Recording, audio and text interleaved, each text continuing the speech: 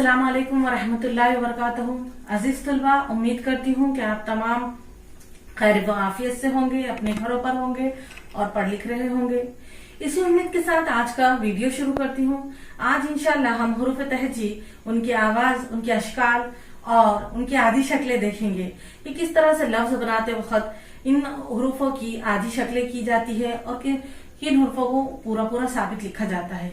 तो चलिए देखते हैं। आप लोगों के लिए मैंने पहले से लिख रखा है ताकि आप लोगों का वक्त जाया ना हो।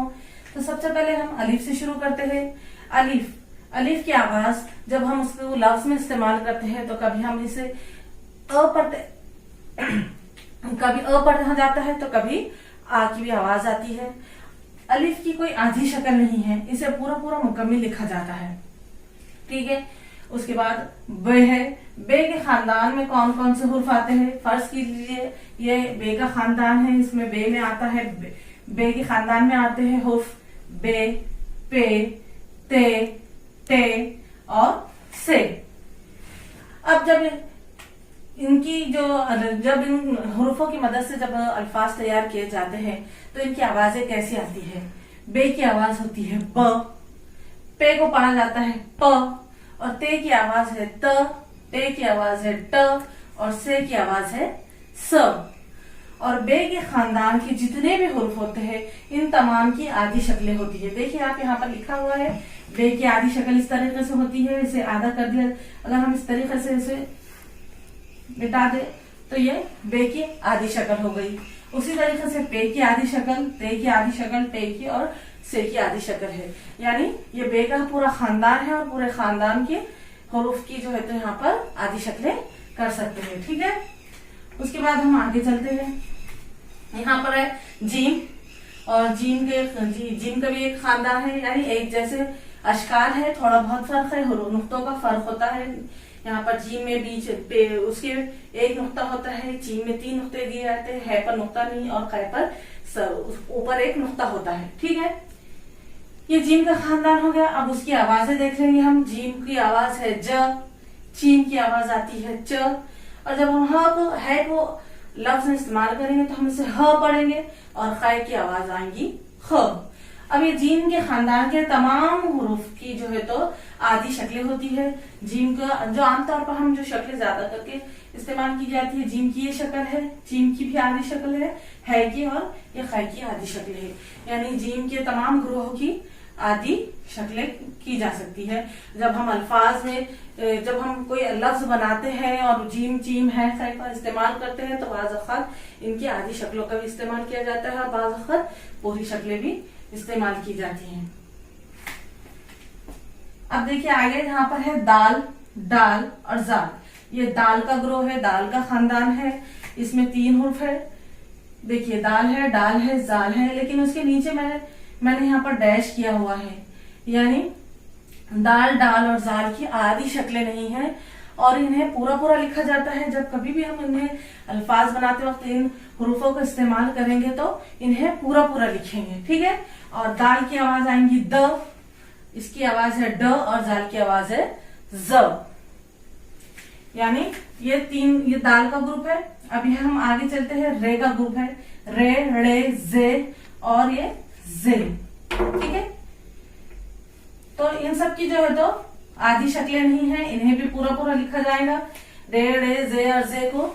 और इन्हें जब भी हम लफ्ज बनाते वक्त इस्तेमाल करेंगे तो इन्हें इनकी पूरी असल शक्ल में यानी पूरा साबित शक्ल में लिखेंगे। उसके बाद है सीन, शीन। सीन की आवाज आएगी स और शीन की आवाज है श, और इनकी भी आधी शक्लें है। इनका ये जो यहाँ पर गुन्ना लगाया जाता है, जब हुरूफ में जब लफ्ज बनाते वक्त इन हुरूफों का इस्तेमाल किया जाएगा, बाज़ वक़्त पूरा भी लिखा जाएगा और बाज़ वक़्त इनकी आधी शक्लें दरमियान में या शुरू में जब हम सीन या शीन को लगाएंगे तो इनकी इस तरीके से आधी शक्लों का इस्तेमाल करेंगे। उसके बाद है स्वाद, जुआद। इसकी आवाज है स और इसकी आवाज आएगी जो।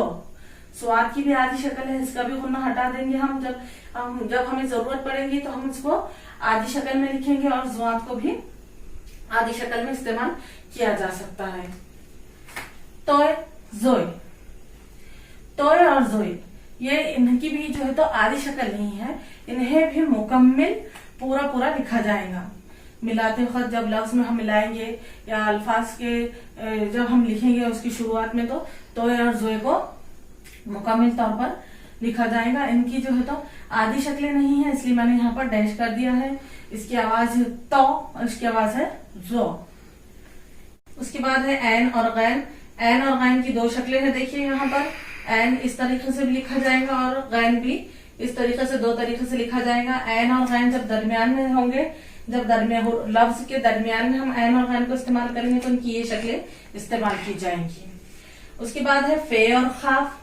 फे की आवाज फ और खाफ की आवाज ख होंगी और इनकी भी आधी ये शक्लें हैं। लफ्ज को बनाते वक्त हम कभी इन्हें आधी शक्लों में भी इस्तेमाल करेंगे। काफ, गाफ, क, ग, इनकी 2 शक्लें हैं, काफ और गाफ की।